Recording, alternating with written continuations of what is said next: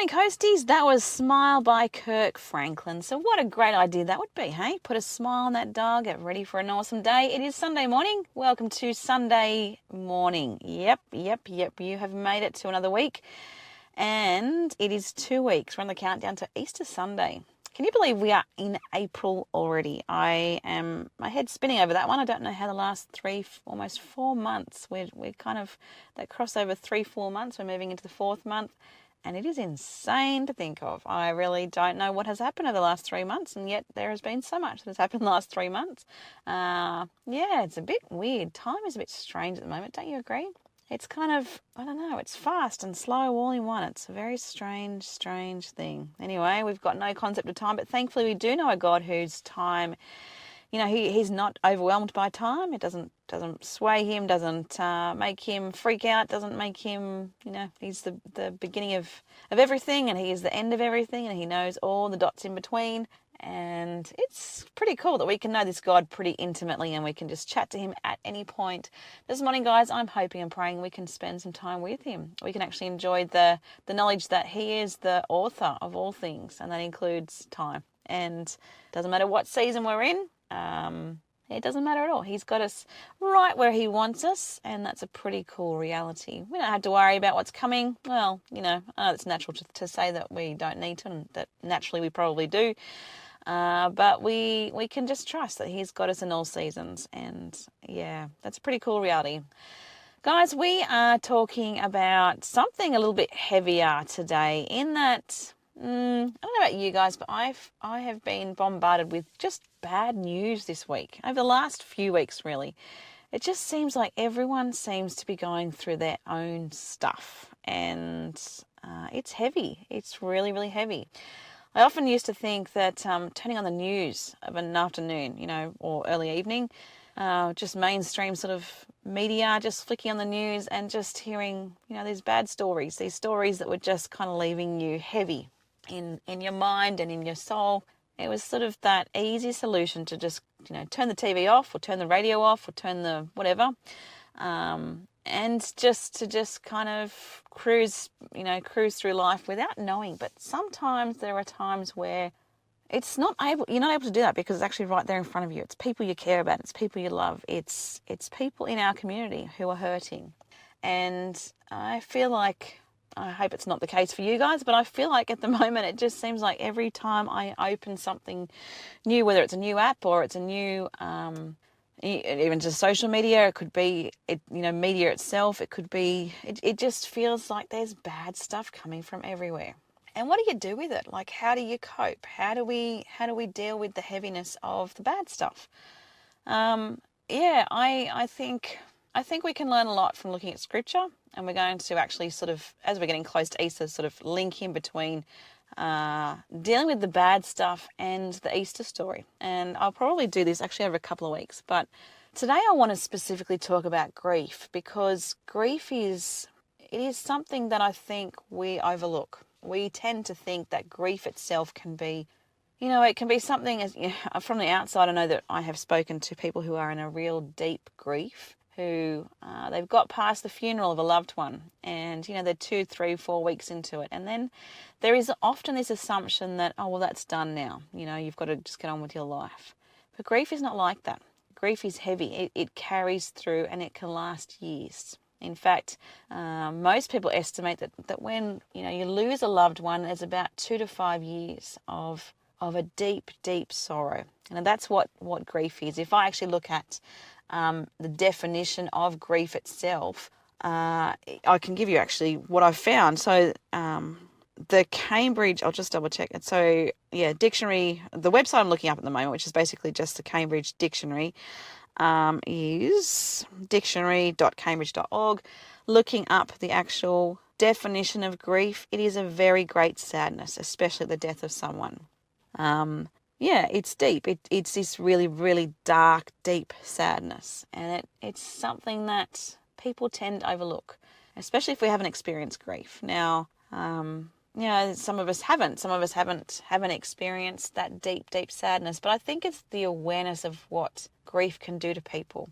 Why did I choose to talk about grief today? I was actually thinking about the story of Jesus, and how for his mum especially, standing him being killed on the cross, and those final moments, what she must have gone through in that deep despair.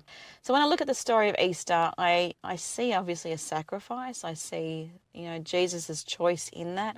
I see the whole coming together of the prophecies that were spoken before Jesus even was in the world, before he even was even born. All of those things coming into fruition, but then there's other elements of the story that we tend to overlook. And you look at Mary and you think of the grief that she must have endured seeing what was playing out before her. And I want to just zoom in on that, because I think grief can often be just summarized or simplified as dealing with death, but it's not always. Sometimes grief, it is the grieving of a dream. It's the grieving of a situation or a circumstance. It's the grieving of people walking in or walking out.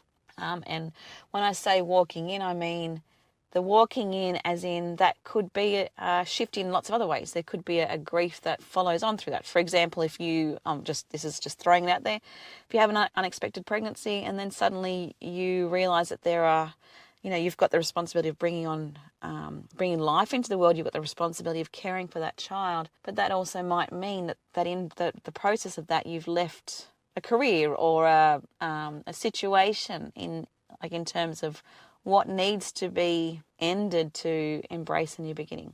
There's a lot of big concepts out there, and I'm hoping that as I talk this morning, it will make more sense. But what I'm saying is that grief it's universal. And we can experience it on a really devastating level, but we can also experience it in sort of a more shallow level. But recognizing what we're experiencing is a big deal, and it is the way that we can push forward to get to tomorrow. And tomorrow, if we look at Scripture, we look at the Easter story itself. There was a window, a period there where it was just complete darkness. The world stood still. Jesus had been killed, and he laid in a tomb. But then there's the other side, and he conquered death. And I think that's the main point of where we're going this morning, guys, is that we can be in the deep pit of grief, and it's okay to be there, but we have the promise of a hope and a future. And Jesus, the fact that he conquered death is a reflection of that. So we're going to talk more about that as we go this morning. Stick with us, and I will see you guys very soon. See you guys. And that was Made for This by Carrollton. Good morning. Good morning. Good morning. Welcome to Sunday. It is, in fact, a Sunday morning. So, wakey, wakey, if you just happen to be rolling out of bed, if you are just laying there flicking through your phone and you happen to be hearing my voice in the background by some strange reason, welcome to today. I hope it's going to be a good one for you. If you happen to be climbing in your car, getting ready for church or something else that's exciting today, or maybe it's not so exciting, I hope and pray you know that you've got a God who loves you, because my goodness, he does. Yeah, it is Sunday, and we are talking some heavy stuff. We are looking at we're sort of entering that Easter period. So it's that 2-week countdown to Easter. And that is a little bit strange for me to even say if I think about it. Honestly, I just think, I don't know how we've got to this time of the year, but we have. It's a bit surreal, but anyway. But in that we have been, we started previously just talking about the concept of grief. Now, how does that tie to the Easter story? Well, you know what? There was a lot of people grieving for Jesus. There's a lot of people grieving for how much they loved him. There was a lot of people grieving for what had happened to him, and they were, they were in that moment, they were caught up in, this is it. I'm not going to see him again. This is the burden is just too great. It's too hard. It's devastating. And that, I think, can be what we end up doing when we are in grief. We can be this state of, this is it. I've got no hope here. I'm not going to get this back. Now, it's a big one because grief can come in all sorts of forms, all sorts of stories, all sorts of situations. And when I say that grief can come in all sorts of things, I do it respectfully, because I know that there are people out there who are really they're grieving for somebody that they have lost. So respectfully, I mean this. I know that the level of grief can be completely different based on the circumstances that you are facing or we are facing. But one of the things I remember thinking when I was going through my divorce, I think it was just after, I had a friend who was going through something similar, and I had 2 kids, and this particular person didn't have any children, and their response was, well, it's okay for Lindy because she's got 2 kids, so, that's, at least she's got something. And my assumption to that was, it's a little bit different because I now have 2 kids that I'm responsible for pretty much solo. I'm doing this on my own. My ex-husband had very little to do with my 2 older girls until they were about 7, 8-year-olds. So it was very much a solo thing. And the comparison can kill a person. And I think that's what we need to be respectful of when we're talking about grief, is that we can be in situations where we're grieving. We're grieving a marriage. We're grieving a hope, a dream, a situation, a job, a career prospect, whatever. There is an element of grief in that. Or we could be literally grieving for the people we love. And I think grief, we just need to be respectful of each other because there is a hurt. Regardless of what that loss is, there is a hurt. And we just need to be kind to each other. More than that, I think we need to be respectful of the pain that is being experienced in it. And what I mean by that, we, as a society, I think we tend to brush it off. Like it's like, oh, well, you've done that now. So you've been through that. You lost your husband, you lost your wife, you lost your whoever, your mum, your dad, whatever. So what's next? And we have this I genuinely believe it's a cultural thing. We have this sort of perspective of just move to the next thing. And grief is not like that. Grief is heavy. Grief lasts a long time, if not a lifetime. There are elements of loss that stick with us. I want to give you guys permission, if you're somebody who's grieving, give you permission to actually be kind to yourself. Be kind to what you are grieving, who you are grieving. Because as we look at the Easter story coming up in the next few weeks, it takes a period of grief to be able to really celebrate the triumphs. Sometimes we have to go into that black hole to be able to get up and to be able to keep moving, to be able to keep climbing that hole, the ladder from the hole, if we like, and keep restoring hope. Sometimes we've got to go to the pit of hell, as Jesus did, to really understand the value of heaven. And in life, we can hurt badly. There can be times where we are hurting. But it's in those times that Jesus speaks. It's in those times that we hear the words of God more clearly. It's in those times that God, he can reach us and he can challenge us and he can, just hold us so tightly. So don't be afraid of grief. If you're experiencing that today, and my goodness, it seems like it's coming from everywhere. There's a lot of sadness, a lot of darkness, a lot of issues or kind of concerns that are deep, deep concerns that involve an element of grief. If you're in that, stick to the truth that Jesus knows what he's doing in your life. He really does. We'll talk some more when we come back, but there's hope. All right, see you soon. Bless God by Passion 2024. My goodness, there is a season for all of us to bless God. We can bless God in all things, and there is some truth to that. Welcome to Rhema CC, guys. I'm Lindy, I'm your Sunday morning host here. I realise I'm speaking a little fast. I had someone pull me aside a couple of weeks ago and said, if you could just speak a little slower. And I went, that's probably not going to happen because this is just how I talk. And I get a little bit excited and it's not a bad thing, especially when we're talking about the hope that God brings. We are talking hope, we are talking grief. Now, how the two come together, I can assure you they do. When we look at the story of Jesus, we look at the sacrifice of who he, the sacrifices he made for us, the choice that he took to surrender his will for the will of his Father. His body was saying no. And his soul said, I know I need to do more. I know that this is why I'm here. And he went through with it. I think that was a complete surrender. When we look at the human body, I have always been someone from a professional level who has enjoyed the aspect of working with the heart, with the mind, and with the physical, because I think there is this correlation between the three, and we've got to draw on draw, like if we're looking at the deep stuff, we've got to draw on not just one aspect, but all three. Now, I enrolled to do psychology at uni. I started to do it after I'd done my degree in counselling, and I looked at how sciencey it was, and I went, yeah, no, I'm more of a heart worker. So I know to my core, I can tend to be a lot more of a heart person than a head person, but I certainly understand that there is a huge correlation in that. And we look at the act of Jesus going, okay, I surrender. Now it took him from a psychological perspective to say, all right,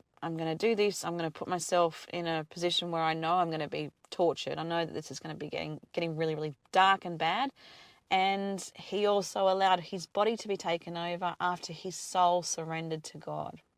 That's some heavy concepts right there. So take that one and think about that this week. But yeah, I think that element of surrender is huge.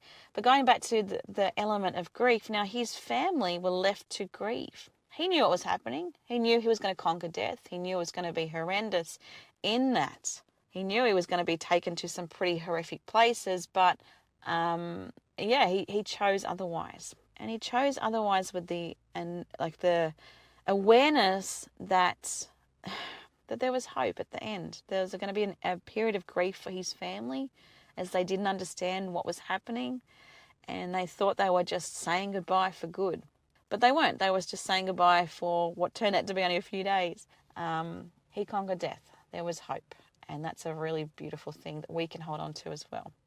When we are in periods of grief for any situation, whether that happens to be life taking a bit of a tumble and a turn and we have to grieve what we had, or if it's grieving the people we love.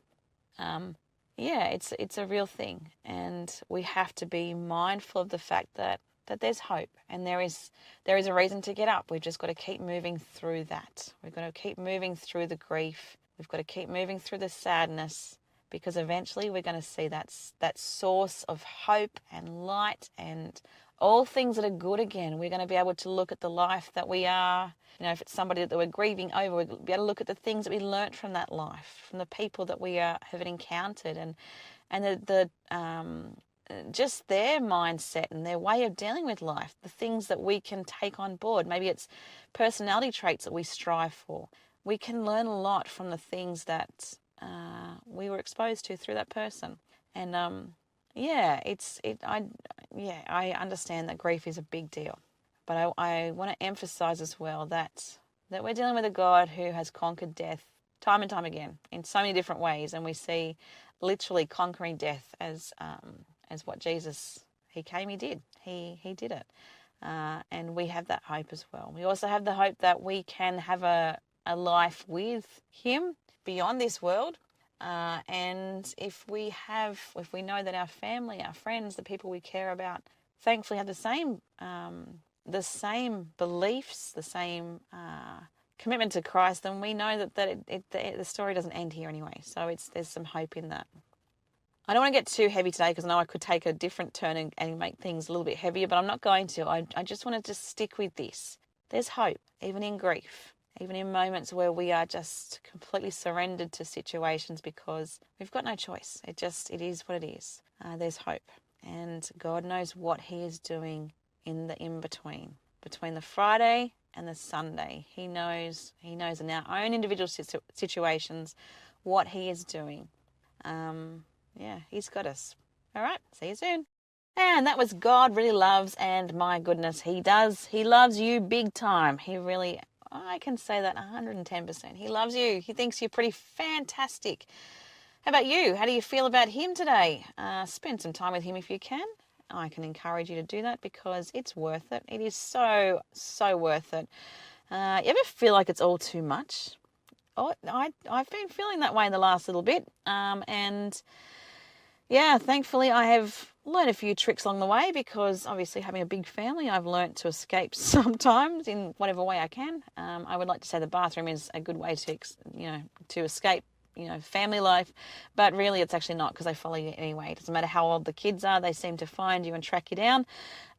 So if you are dealing with big family life, that's not the way to do it, I can assure you.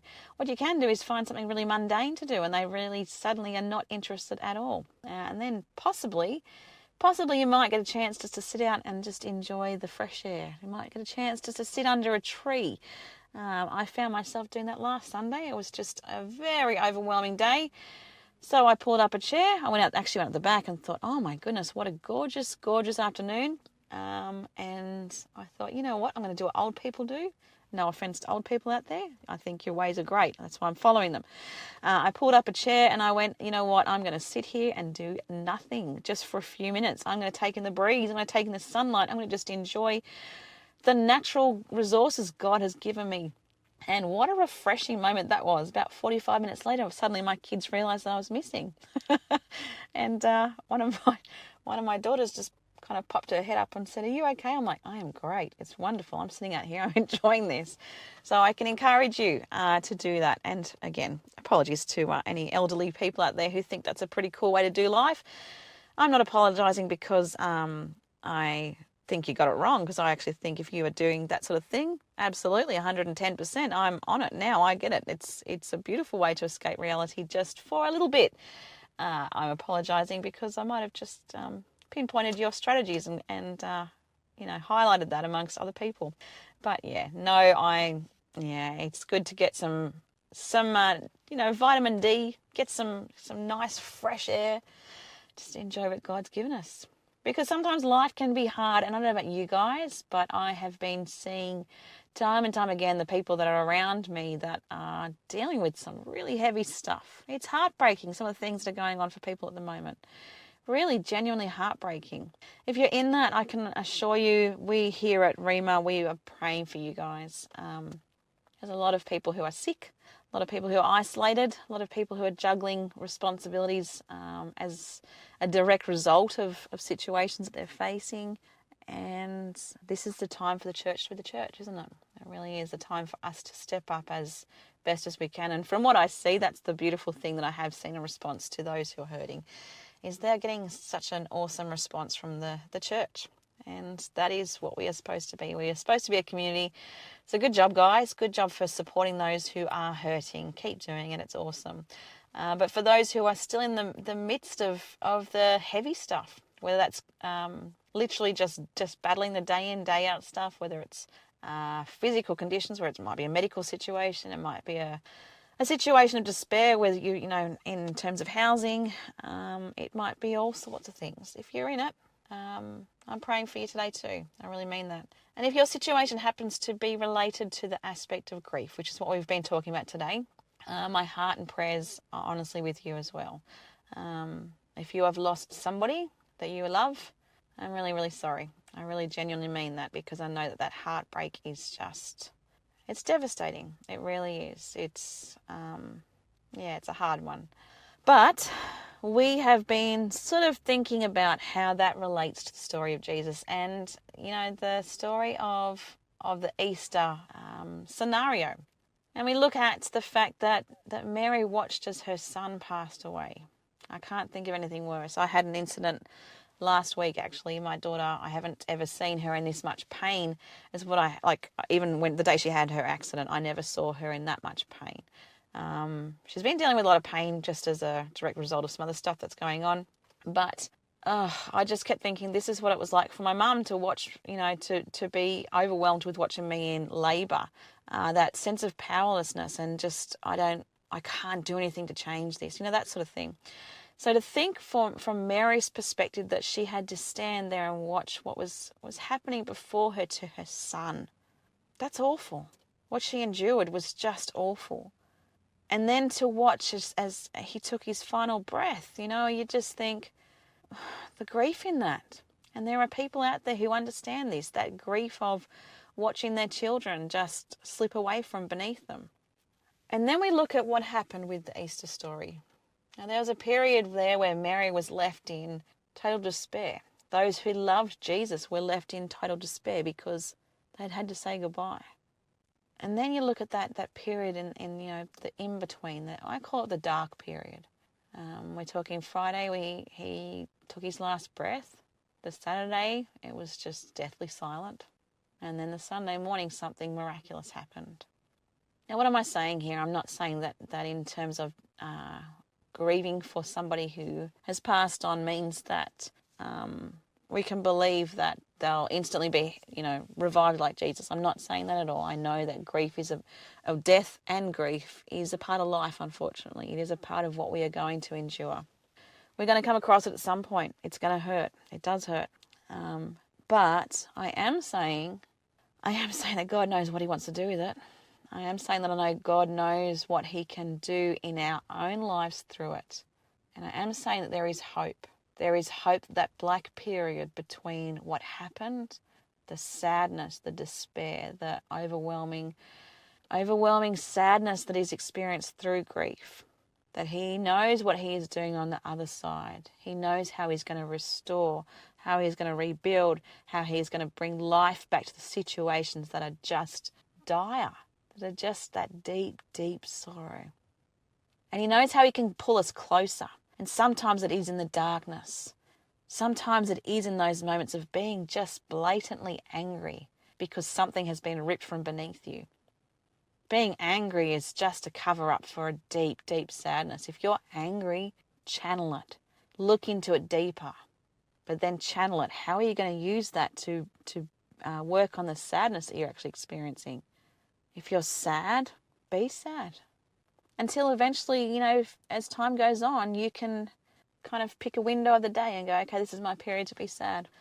I woke up this morning, not me personally, this is the kind of mindset you could be thinking. You could be thinking, I'm going to give myself half an hour this morning to be sad. I miss this person. I miss them. Or I miss this circumstance. Or I miss this community I used to live in. Or I miss whatever. Give yourself that small window and say, this is it. After that half an hour, I'm getting up and I'm going to keep living.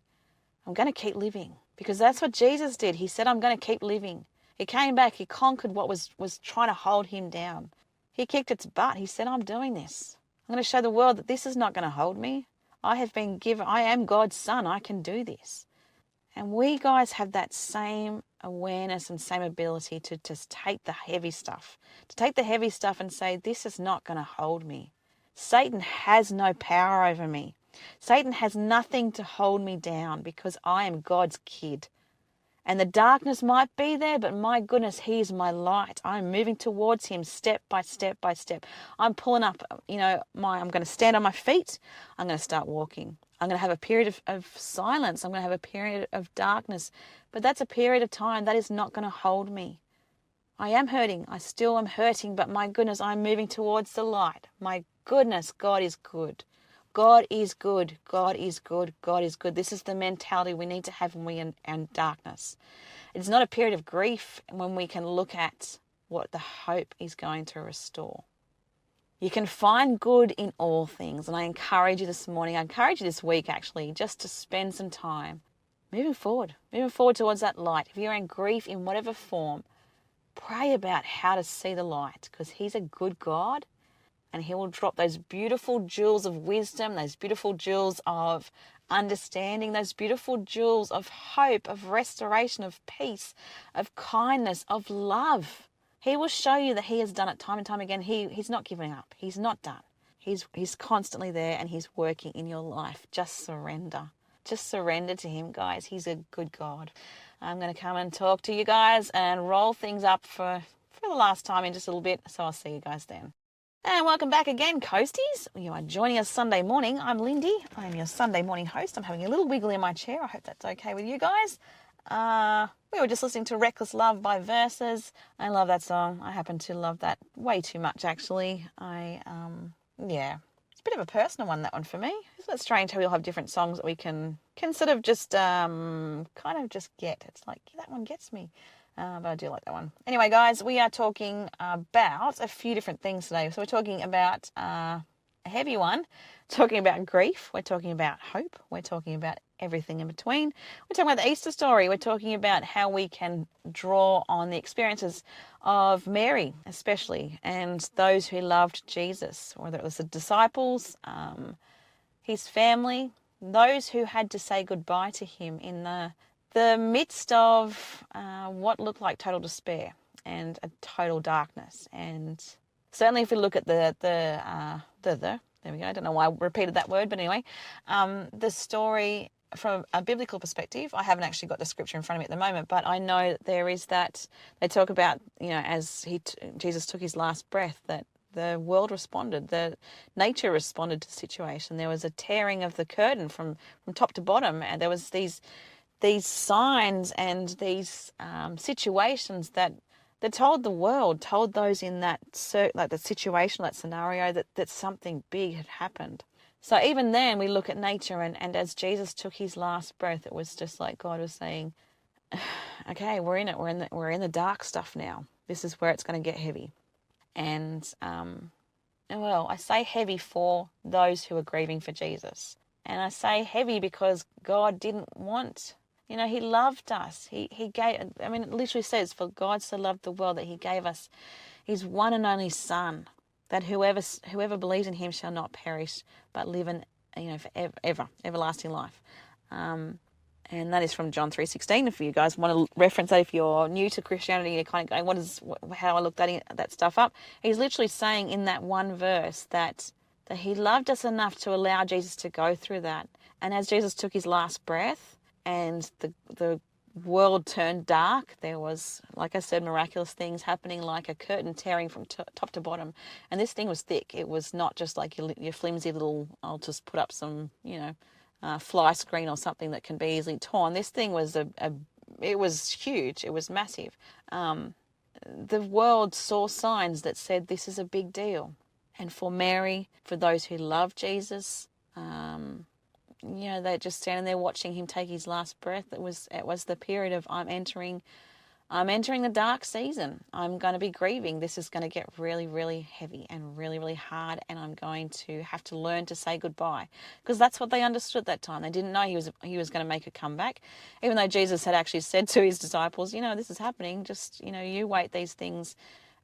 You've got nothing to worry about. He'd given them that heads up, and it was already in the scriptures before that. As there was things that prophecies that were sort of outlined for people to not really understand, but as time sort of surfaced, things started to make sense. Where am I going with that? My main point really is just to say that we see grief in this story, and we also see hope because Jesus conquered it. Jesus was a conqueror big time, and we can take on that same perspective if we look at our own grief. It can be hard to learn to say goodbye to whatever it is that we're saying goodbye to. It can be leaving us with a really deep burdening, a deep sadness, which is from a definition perspective, looking at Cambridge, what's it called? Cambridge Dictionary is what I was looking up. In terms of the actual definition, it literally is very great sadness, especially the death of someone. It's a universal experience. Unfortunately, it's one of those things that we all endure at some time, and yet we can look at the story of Jesus and see that there is hope in the dark stuff. Anyway. As I said previously, I'm sorry if you are somebody who is hurting so badly at the moment at the loss of somebody you love, or if you are in if there's a relationship or a marriage that has broken down, there's a grief in that. If you are somebody who is dealing with big changes because you've just been backed into a corner, and you've literally had to say goodbye to a life that you were living, that you loved. There's a grief in that. So whatever you are experiencing this morning, guys, I said it earlier on, it's one of those things that, we can grieve at different levels. We just need to be respectful of the fact that we are grieving at different levels. And for somebody who you might be looking at their life and going, oh, that's nothing, it's a big deal to them. So just get behind them, support them, love them as much as you can, and be kind, be compassionate, because there's just different levels of needs that we all have. I just say that just kind of doing that little nudge thing. I guess it's that whole, if you look at the church and we think of ourselves as a family, kind of that sisterly nudge, just to go, hey, just whoever you're interacting with throughout the week, they're going to be going through some stuff. We all carry our own stories. We all carry our own journeys, so just be kind. Grief, though, when we look at this story of Jesus and the fact that he conquered death, it's a beautiful reminder that we've got hope. We've got hope even in those moments that are silent, that are just moments of despair. He's in the works. He's still in it. And sometimes when we're in the darkness, sometimes when things just feel like they're all too much or the complete opposite, just completely empty because we're just so emotionally exhausted. It is in those times that we can just be still. We can just be still and know that He is God. And as I said before, it's often when He is doing the most work in our life. So embrace it. Embrace all seasons. He knows what He's doing. And again, just pray for you guys if you're somebody who is hurting, or you know of somebody who is hurting, and you're hurting for them. It's a bit of a tricky thing, but I just want to encourage you that there's hope. Keep moving towards that. Do not give up. God knows what He's doing. He's done it time and time again, and Jesus is a perfect example of that. All right, guys, I'll see you next week. Hope you have a fantastic one, honestly, and I'll see you next Sunday. Take care. Bye, guys.